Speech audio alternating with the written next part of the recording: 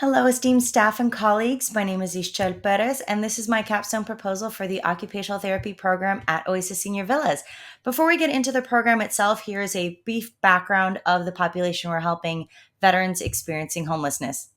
Studies have shown that transient veterans can experience premature aging, decreased ADL independence, and increased risk of addictive behaviors like gambling and substance abuse compared to housed adults of that similar age.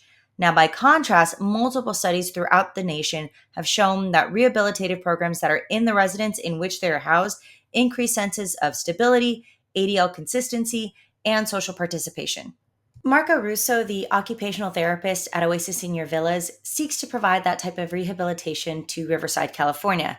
Oasis is home to 33 veterans who have been granted accommodations through the Department of Housing and Urban Development and Veterans Affairs Supportive Housing, or HoodVash.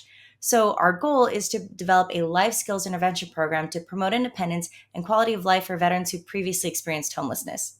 There are three short term and one long term outcomes for this capstone. The first is to develop the office currently being used by the interdisciplinary team, which is an OT, a CODA, a nurse, and a social worker. Second is to create group interventions such as using cell phones, using adaptive equipment, a women's peer support group, and many more. Next is to provide individual interventions for ADLs, IADLs, health management, and social participation.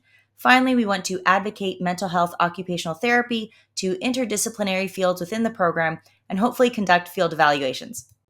Now, there are significant strengths to this program.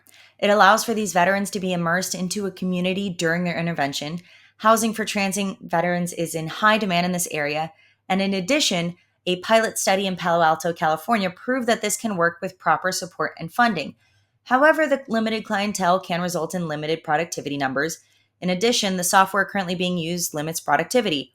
Now, with the interdisciplinary team comes various intervention sources. In addition, the program is in a new facility with brand new amenities in a well populated city.